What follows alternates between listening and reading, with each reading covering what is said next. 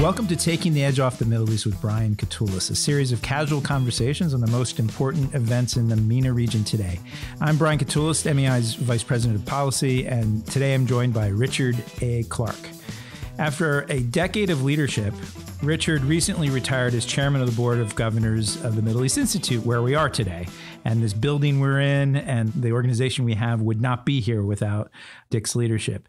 Dick has had a long and distinguished public service career of 30 years in the U.S. government, national security agencies, including the Pentagon, the State Department, and he was on the National Security Council for George H.W. Bush, Bill Clinton, and George W. Bush.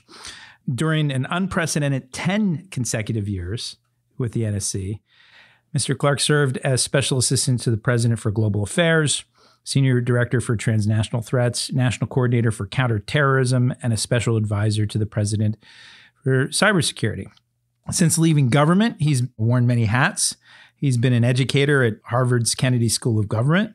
He's been in the media, served as an on-air consultant for ABC News for 9 years, and he's been a successful businessman, managing Good Harbor Consulting for a decade since 2005. As is the case with Taking the Edge Off the Middle East and other episodes, we're having a drink today. And at Dick's suggestion, we got a nice Pinot Noir from the Russian River Valley out in California.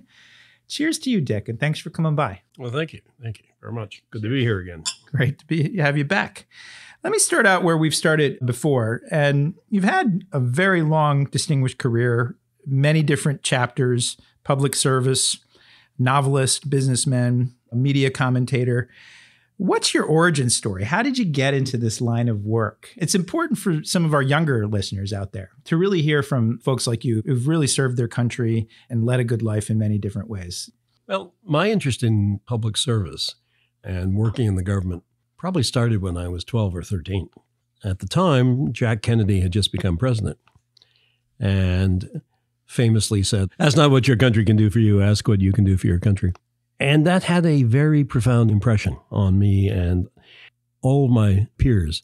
I was going to a high school in Boston that had a connection to the Kennedy family. His father had gone there. And our unit, our little marching band, was the lead unit in the inaugural parade. Cool. Going down Pennsylvania Avenue in the snow that terribly cold day. So it never occurred to me to do anything else but to go into public service. And that high school, which had been around for over 300 years at that point, specialized in developing people for public service. And, you looked at the walls of the auditorium and the alumni were, Ben Franklin, John Hancock, Paul Revere, all the way through Joe Kennedy and on. It's a public high school. So then, as I was going off to college, all hell broke loose in 1968. Right. The year of revolution around the world. And we were all caught up in the anti-war movement, the civil rights movement. I thought the wheels were coming off the cart. And they didn't. But it was clear that things needed significant improvement. And I was arrogant enough, this will shock you, to think that I could make a difference if I got into the system. All of my friends were horrified by the notion that I would want to work in the Pentagon. And I said, no. That's exactly where we need people. Because if we had rational people in the Pentagon, we wouldn't have had Vietnam. Mm-hmm. And Vietnam was still sputtering to a conclusion at that point. And they said, well, you'll never get cleared. You were such an anti-war, activist. We know the Philadelphia police have a file on you. Yeah. You'll never get a clearance. So, what the hell, I'll try it. So I applied for a job at the Pentagon. Uh-huh. And, mirabile dictu, I got the clearance and started working there in a management training program and really liked it. I really liked the Pentagon. I know people who have worked there think it's a terrible place, but I liked the precision. I liked the fact-based way they approach things, the emphasis on numbers and the emphasis on options and real analysis.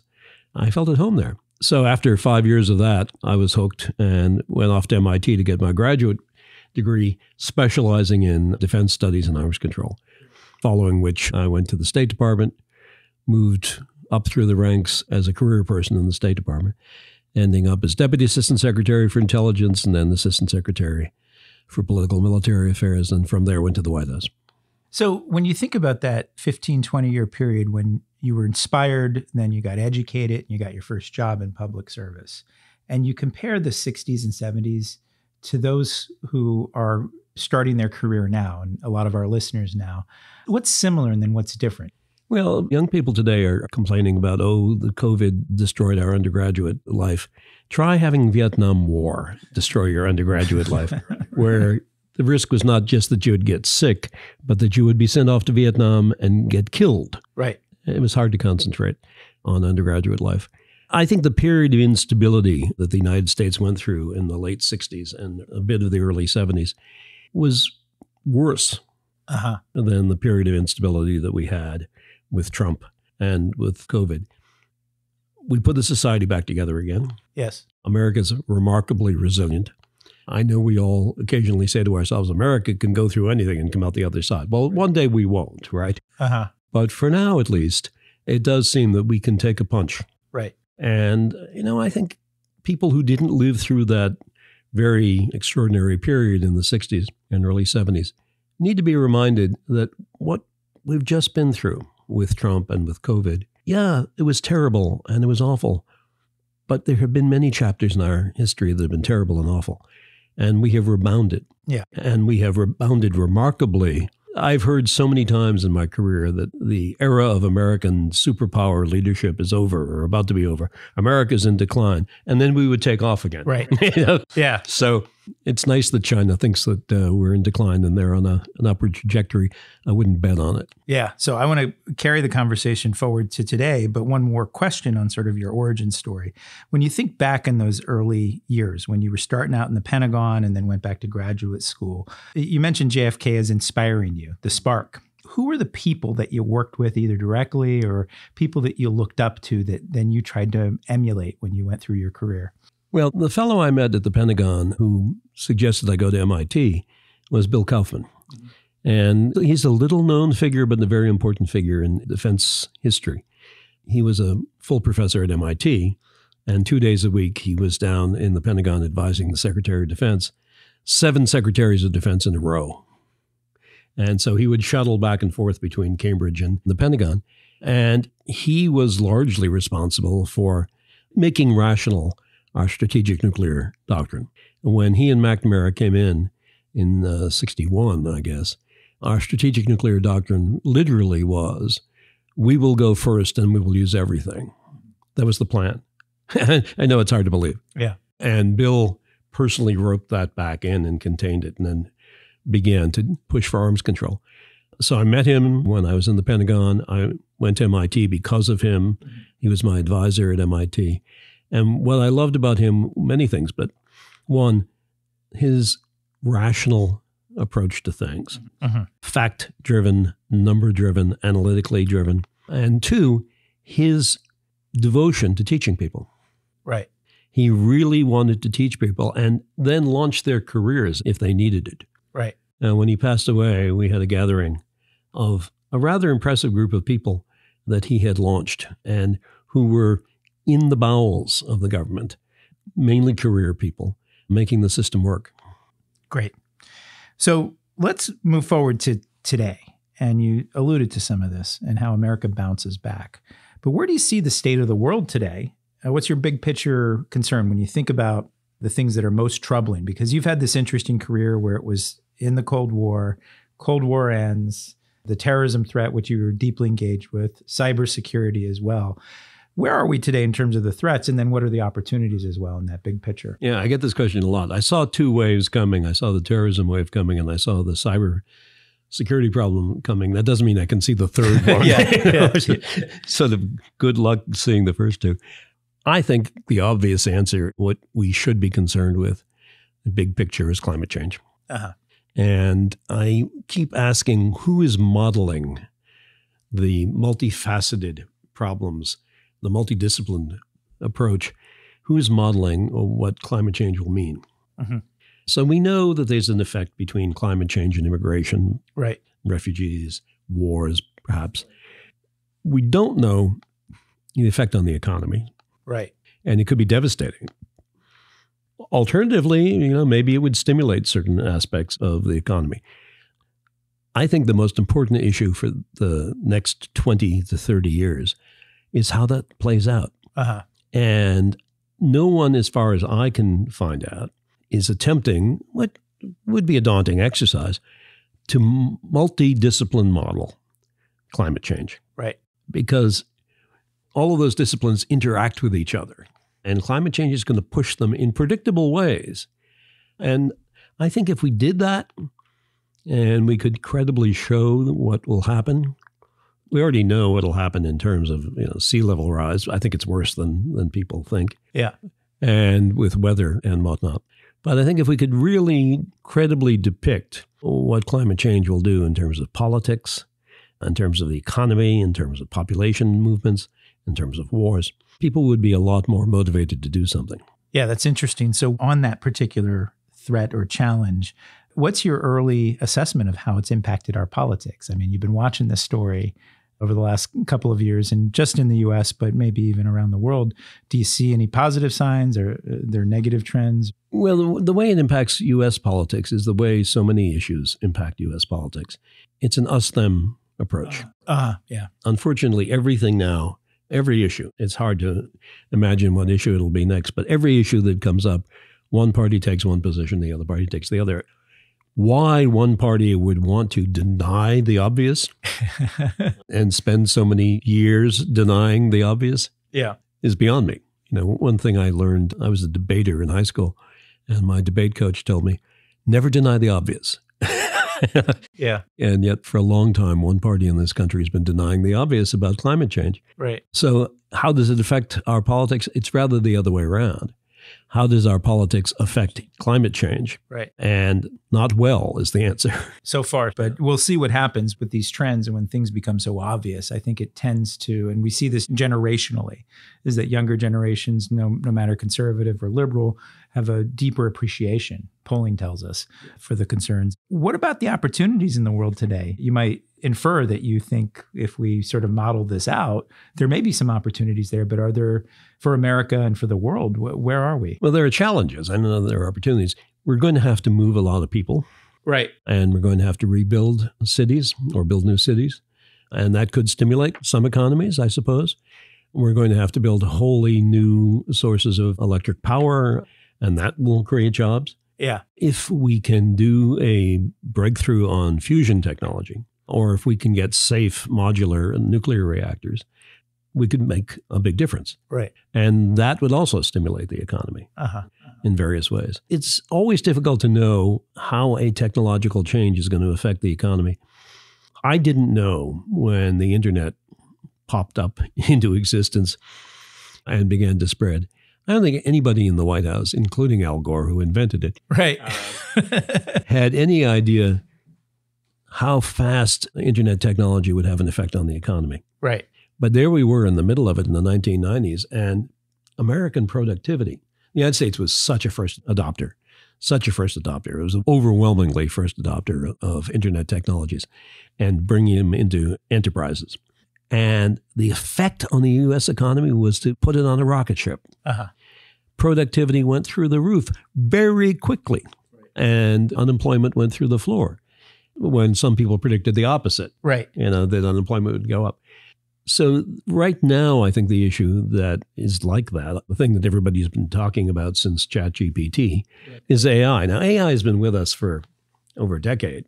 There are lots of AI applications that have been running for a long time.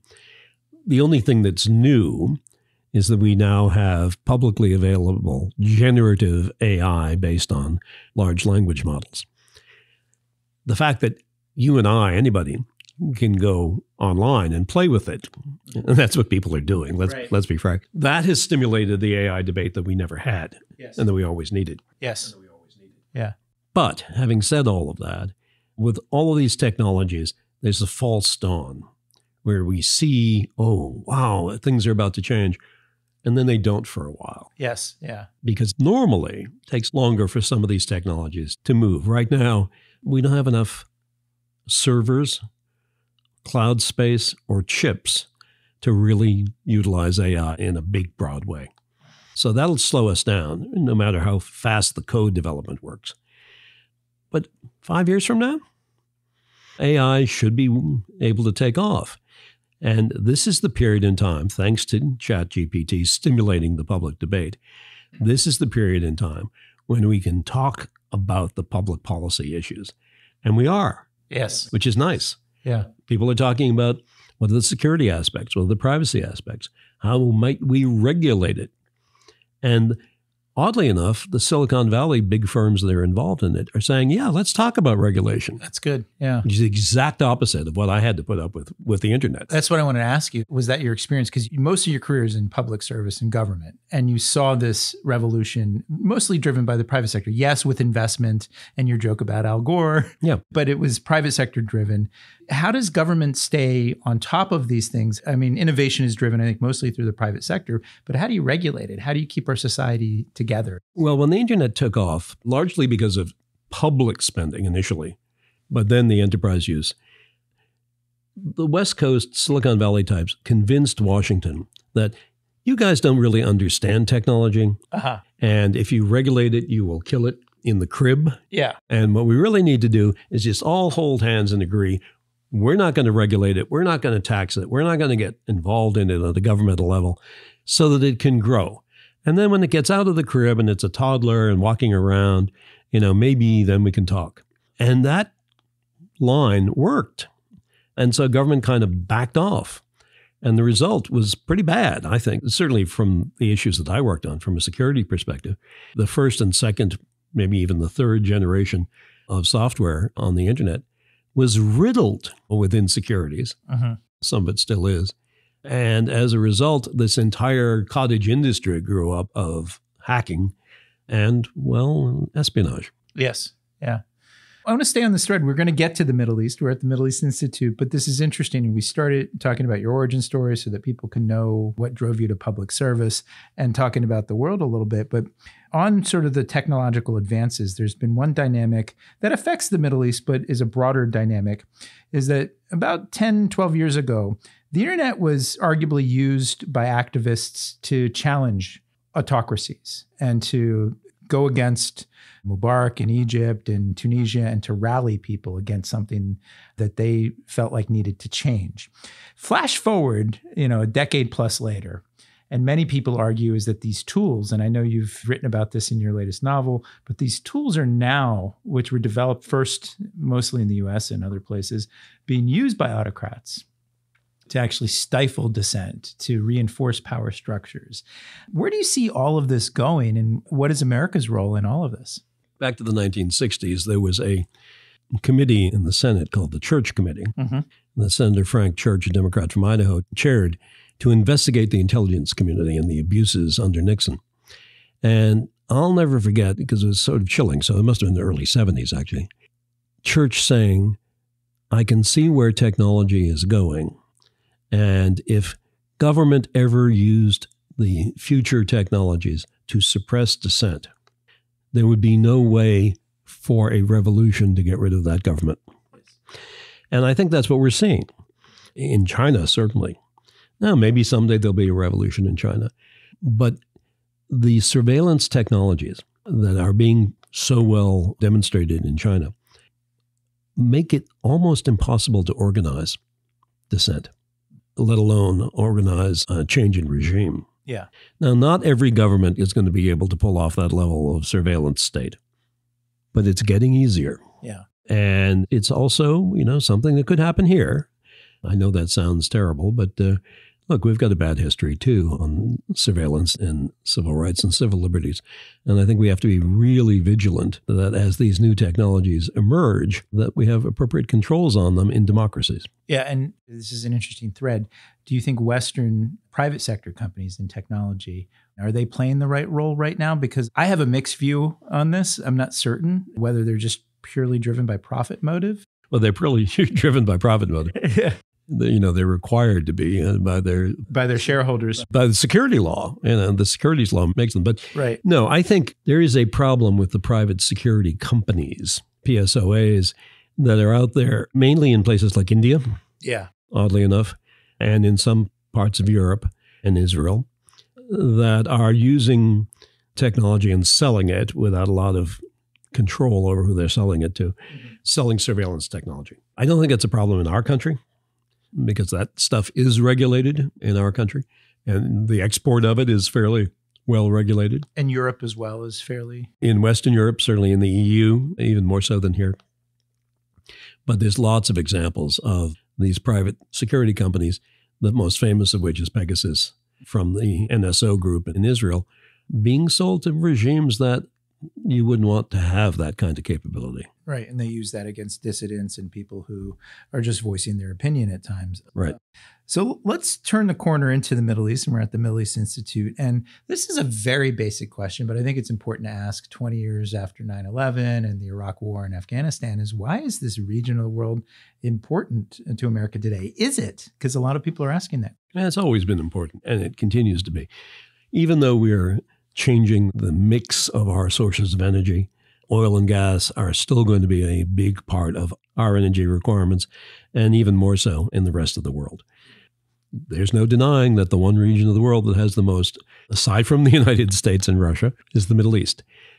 And the region has a history of conflict. Yeah. And those conflicts, because of the energy and because of the ethnic connections that people have to the Middle East and the religious connections people have to the Middle East, those conflicts tend to draw in the rest of the world, or at least the United States and Western Europe. We have unstable regimes there that are engaged in provocation. Obviously, I'm thinking mainly of Iran. Yes. But before that, we did have Iraq. We did have other regimes that were provocative. And it's a region that has a lot of money for weapons. And so when wars occur there, they are major modern conflicts with a lot of people being hurt by them. As we saw in Syria, an entire country essentially destroyed. And in Iraq, an entire country essentially destroyed. The potential for that to happen again, particularly with a nuclear-armed Iran, is very real. I think we have more concern about wars in the Middle East than any other region. Because A, their likelihood, B, their destructiveness, and C, their implications for the rest of the world. Right. When people look at the Syria civil war and what that wrought and how that shifted dynamics in European politics, and I would argue in the United States, also in terms of how people perceived immigrants and a bunch of, the terrorism threat and things like that. It has far-flung effects. A lot of people like to just assume we can ignore or just restrain ourselves from being involved in that part of the Middle East. It's not all gloom. If you look, we were talking earlier about technology. If you look at little countries like Israel or the UAE, they are models in many ways of how to integrate technology into society to improve life, the quality of life, right, and to improve the economy. Yeah.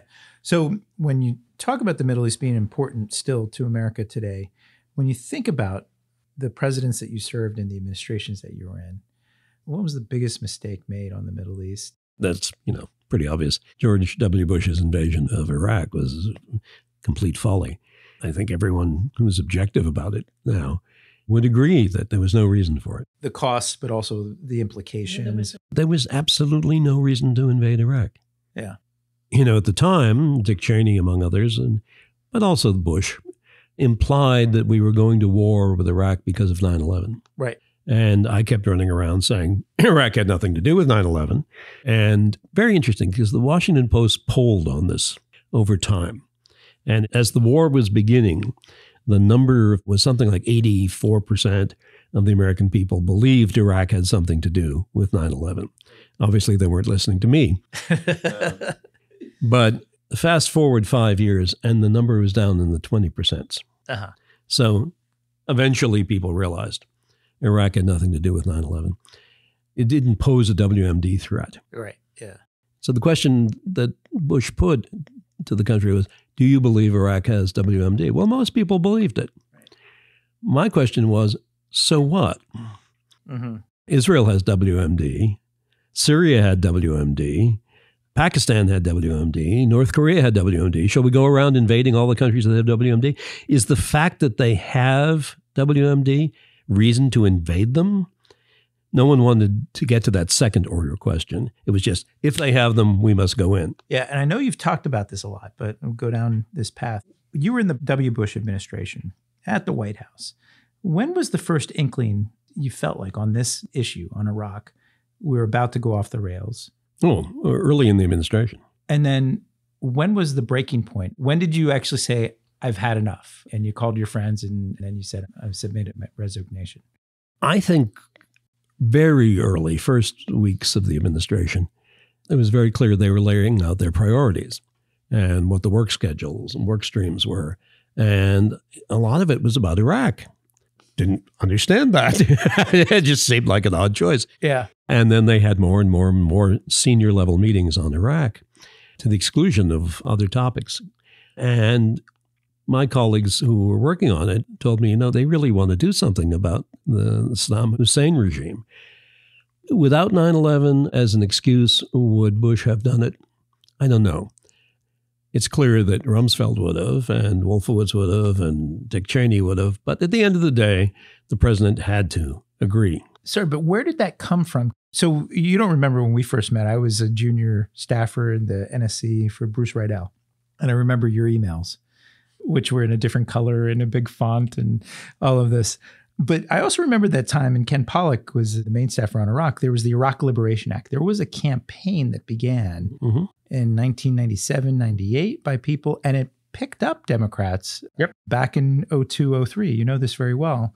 So they had this, it wasn't just sort of like they woke up and they entered the Bush administration. This was part of a plan? It went back to the first Gulf War. The first Gulf War ended rather abruptly and rather quickly because we won very fast. And I happened to be in the room in the West Wing when I think probably the only time there was a discussion of should we keep going.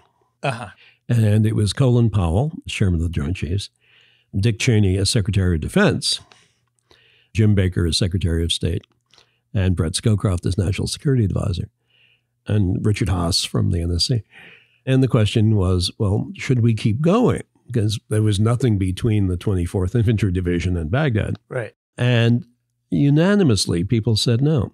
The very same people, some of them, like Dick Cheney, who 8 to 10 years later would change their mind, they all said at the time, no, you can't take Baghdad and get rid of Saddam because what would replace him would be worse. And the country would fall apart the way Yugoslavia fell apart. They knew it. But there was still this residual interest in, boy, we should have done more. We didn't get enough out of that war. Now, I and a few others established the UN Special Commission on Iraq, which then went in to Iraq and blew up. After the war, the UN Special Commission went into Iraq, found weapons of mass destruction, found industrial capability, and blew it up. I think that was one of the greatest accomplishments of the war. But people didn't believe that. They didn't believe that it had all been done. There was a moment during that first Iraq war when we had been bombing for, I think, 5 weeks before the ground war started. And we were literally running out of targets. And I was Assistant Secretary of State, and the Pentagon was asking me, is there anything you'd like to bomb? Which would always seem to me a kind of an absurd situation. But then one morning, after the war was over and the UN Special Commission had gone in, the report came that they had found an enormous complex, acres and acres and acres of buildings, which had never been bombed because it had never appeared on any target list. And what was it? It was their nuclear weapons development campus. Wow. And I talked to Cheney that morning. He was irate. CIA didn't know this was there. The military didn't know this was there. We had the opportunity to blow it up ourselves. Well, of course, the UN blew it up then. But what I think happened there was that Cheney became convinced that you can't believe the intelligence community. When they say Iraq doesn't have a nuclear weapons program, and it does, and it was 6 months away from a bomb at that time, reliable, international experts agreed when they went in and looked at this, 6 months away from a bomb, and we missed it. So that led him when he's... So that leads him when he's vice president and the CIA comes in and says, no, they don't have a nuclear weapons program. He's thinking, yeah, well, you told me that the last time and you were wrong. Let me press you on this. Was there a moment, and this is important for the first part of our interview, we talked about starting out your career in public service. What was the moment when you said, I just can't do this anymore? When I knew they were actually going to do it. So there was always the hope that it was a bluff, always the hope that the president wouldn't say yes. And we were in the United Nations Security Council. We were trying, allegedly, to get UN inspectors back in. And maybe, this was all military pressure designed to make Iraq accept a more intrusive inspection regime. And then it became very obvious to me that from talking to people, colleagues in the White House, that no, it didn't matter what the UN did. This was going to happen, and it was going to happen on schedule, and that it would result in an occupation. And I remember going to the National Security Advisor and her deputy and saying, do you realize that the Pentagon's actually planning an occupation? This is not rush up to Baghdad, kill Saddam, find a few weapons, and pull out. This is an occupation. You're going to be there for a long time. And what did she say? No, that's not true. Now, she may have believed that because she was very poorly informed about what the Pentagon was doing. Yes. And the Secretary of Defense wouldn't talk to her, talk about dysfunctional government. Right. So it's entirely possible that the National Security Advisor and her deputy were badly informed. But these are grave mistakes that, again, everyone sort of puts their pants on one leg at a time, but these have huge implications. So to conclude on this is that those who started out their career who are listening, and you go in and you serve, but at a certain point when you know that something is so... Look, I think you always, the higher up you get in management, the more this is true, but you always have to be able to walk. You always have to be able to fold them and, know when to walk away, know when to run. Kenny Rogers. Yeah, sometimes you need to run. I worked for crazy people over my career. I worked for Al Haig, among others. I worked throughout the 8 years of the Reagan administration. That was a treat. But I didn't feel like I was responsible for what they were doing. And I felt in many ways I was trying to moderate what they were doing at my mid-management level. Right. And that's some of my friends who went into the Trump administration say that they were like the bumpers that you put up when you take your kid bowling. And you don't want them to roll a gutter ball. But in this case, it's the gutter ball is a nuclear war with North Korea. Right. Look, I respect that. Would I tell a dear friend to go in and beat that bumper? No. In fact, I told them not to. But they serve a useful purpose. And if you're a career person and you're in an administration that's nuts on a particular issue, and that happens repeatedly, then you try to moderate it. And because we have a career cadre in most of our departments, that works. It's no mistake that Trump is talking about, if he's reelected, getting rid of the career civil service, because he was prevented from doing a lot of things that he wanted to do by the career civil service and the career military and the career intelligence community and whatnot. So I didn't resign when I was asked by Al Haig to develop a plan to invade Cuba, which happened. But when it got to be, I'm in the White House, I'm a fairly senior person, and we're going to go to war with Iraq that is going to make terrorism go right through the roof. Right, and it did. And you tell them that, and they don't believe you. I thought, going back to why I got into government, I got into government because I thought I could help prevent another Vietnam. Because rational people being on the inside would stop irrational activity. And here it is. There's another Vietnam about to happen. I'm in the White House. I have access to the decision makers. I'm telling them, don't do it. And it doesn't have any effect. Yeah. So you're like, that's it. So why am I here? Before we get to the sort of final questions here, I think it's a tougher question. 40 years in the Middle East or so, what is the biggest success story of America in the region? Well, I think the biggest success story is that there haven't been more calamities. Actually, it's a matter of what didn't happen. Right. So our presence there prevented. Israel's still there. still kind of a democracy, less all the time. We'll see. There were peace agreements with Egypt and Jordan. We did contain Iranian aggression, not completely, but somewhat. We did keep the oil flowing during the Iran-Iraq War, for example.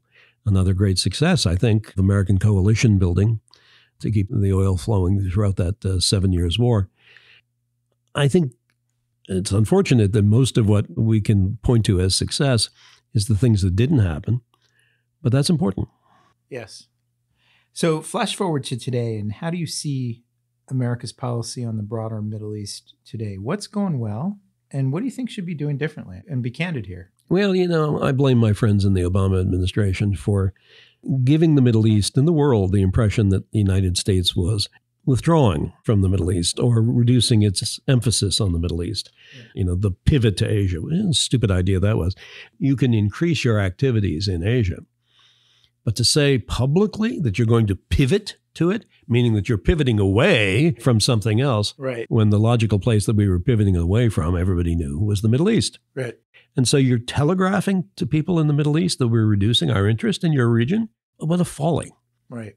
I will also argue that the failure to enforce the red line in Syria was a ridiculous folly, but you can have a legitimate argument about that. Right. But I think the problem right now is when I talk to people in the Middle East, and I know you do, they perceive a power vacuum. Probably unjustifiable. Yeah. Because we're still there, and we're always going to be there. And no one else really. No one can fill that vacuum. I was talking to one Middle East leader about, what's the role of China? You're going to jump ship here and start working more closely with China. And he said to me, what language are we talking? We're talking English because we both know English. I don't know Mandarin. Do you know Mandarin? When I send my kids to college and graduate school, I send them to America. I don't send them to China. Uh-huh. When my family gets sick, I send them to hospitals in the United States. I don't send them to China. Right. When I, want the best technology for something, whether it's military or civilian, I go to the United States, not to China. So stop worrying about it. Yeah, and I think the COVID episode too, when some of these countries actually tried Chinese-produced vaccines. Well, because they were available first. Right, but they weren't quality. No, they weren't. I had one. Oops. So in essence, though, what we project rather than what we're actually doing, but what we say. What we say affects perceptions. Uh-huh. And so much of foreign policy and national security is perceptions and perception management. Reality doesn't change all that much. Perceptions change quickly. Right. If there's one thing that President Biden should do differently on his Middle East policy, what would you say that would be? I think he should try to have personal relationships with leaders in the region at a more profound level than he does. Pick up the goddamn phone. Make a round of phone calls once a month. There are leaders in the Middle East, many leaders in the Middle East, who have the president of France on speed dial. And unfortunately, probably also have Putin on speed dial. Particularly in the Middle East, personal relationships matter a lot. Yeah. And they like to communicate palace to palace. Right. And our system doesn't do well with that because we turn over people very frequently. And we turn over assistant secretaries for the Middle East with regularity. Right. And we turn over people in the White House with regularity. When you look at the leadership of all these countries in the region, they've been there for 10, 20, 30 years. And they've seen a lot of Americans come and go. It's hard to maintain credibility when you've got that sort of revolving door of Americans that they're dealing with. So just one last sort of question on U.S. policy in the Middle East, and it's hopefully not a curveball. No, curveball was a big mistake. Yeah, that. You mentioned Syria before, and I was just thinking about this because I was out in the region last month, and Assad appeared at the Arab League summit. And my view on this, and I've written a lot about this, is this Syria has been so devastating. I think that the U.S. should have done more to stop that devastation. Absolutely. But now we are where we are. What do you think about this rapprochement, this normalization with the Assad regime? Will it work out for the Arab countries? What's driving it? What's your thoughts on it? And what should U.S. policy? Well, it's interesting. The king of Saudi Arabia, hosted the meeting, but then refused the request by Assad for financial assistance and refused to have a one-on-one meeting with him. Right. So I don't know how far this rapprochement was actually going. Yeah. It's important that we remember that the biggest threat to the Middle East right now is the residual of ISIS. And bigger than Iran. I think bigger than Iran, because you've got tens of thousands of people in these camps, ISIS detainees, ISIS women and children in camps that they're running. And they're teaching the ISIS doctrine to a whole new generation. There's the famous movie, The Battle of Algiers, which has a lot of lessons for us. And one of the overall lessons was at the end of that movie, the French, having used terrible tactics, torture tactics and whatnot, seemed to have won the Battle of Algiers. They seemed to have suppressed the nationalist movement. And the movie ends. And you know damn well that they were thrown out 2 years later, right? Yeah. So right, yeah. I think we have a similar situation here with ISIS where, yeah, we went through an awful lot of pain and suffering and loss of American life and other nationals to suppress ISIS. And then we walked away. Right. It's still out there. And in those camps, tens of thousands of ISIS detainees and in other camps, their families are sitting there brooding. They're not getting any better from having been in those camps. They're getting worse. And that's a ticking time bomb. No, and I should say that our own Charles Lister has been working on this. He was actually out there in these camps with General Kurilla, the CENTCOM commander. Charles Lister and the conferences he's had on this issue have stimulated U.S. government thinking. Yes. And U.S. military activity, thinking about it. But we haven't come up with a much better program to deal with it.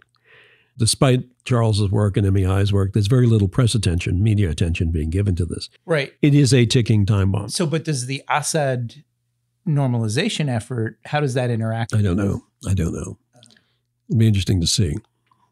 Let's close out with your own personal story again and where we started.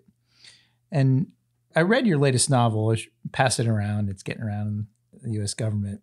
People who work on China I know very well, Artificial Intelligentsia, which people should read. It's really an interesting look, and you sort of depict places that I understand you've never been to.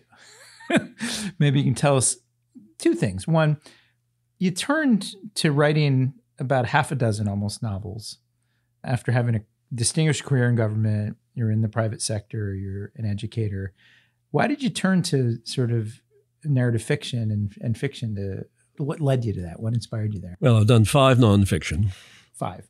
And 5 fiction. And the first novel was about the Middle East.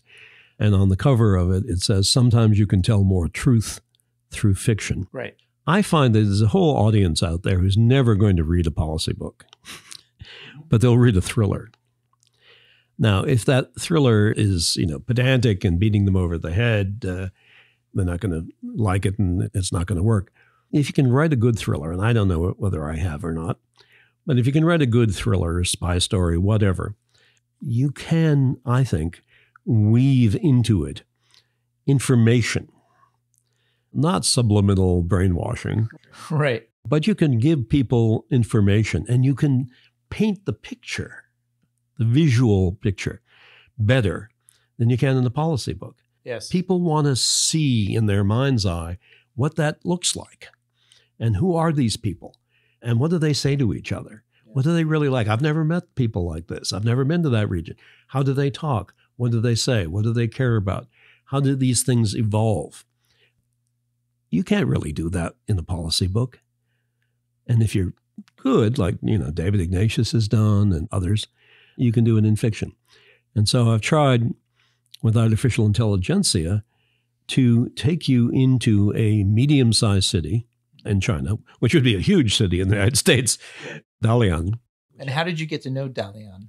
I got to know Dalian through satellite photography, through live cams, through maps that I was able to buy, and finding on my friend network people who'd been there. Uh-huh. And you wouldn't think that you would have friends who'd been to Dalian, but I had one friend who'd lived there for 6 months, another friend who'd lived there for a week doing a news story years ago. Yeah.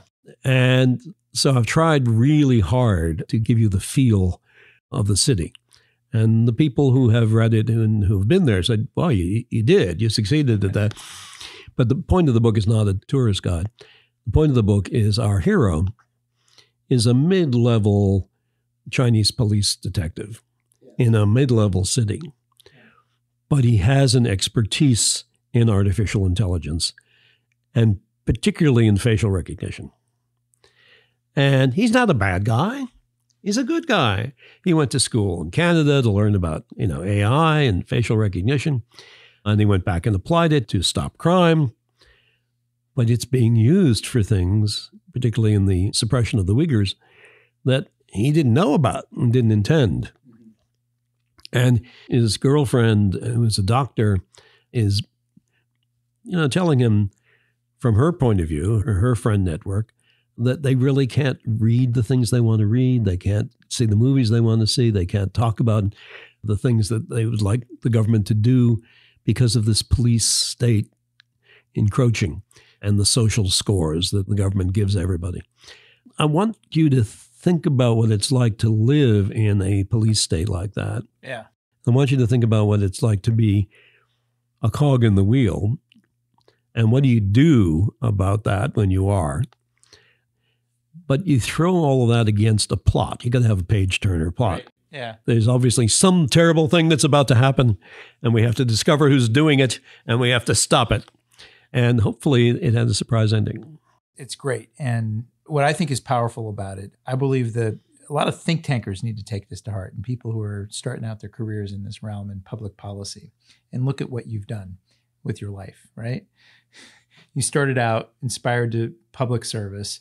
You served decades. You went to the upper echelons at the NSC, the pinnacle.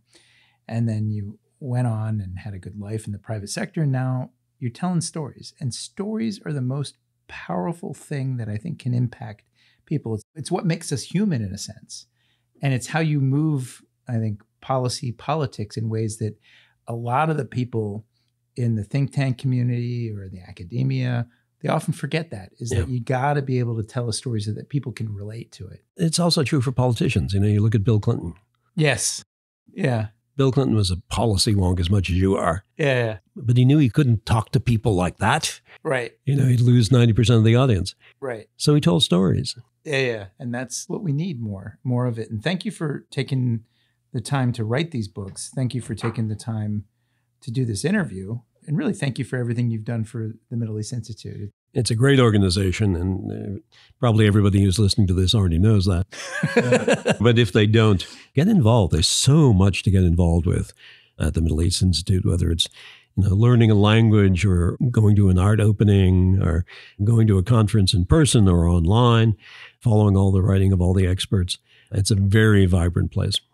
That's all the time we have this week. Thank you to our listeners for tuning in and to our production team for their work on this week's episode. You can find our latest coverage of regional developments on our website at www.mei.edu. And you can follow MEI on Twitter, Instagram, Facebook, and YouTube, and subscribe to our email newsletters for the latest analysis and information about upcoming events. I'm Brian Katulis. We'll see you all in the next episode. This has been a presentation of the Middle East Institute. To support MEI's programs and podcasts, please donate at www.mei.edu. Thank you for your support.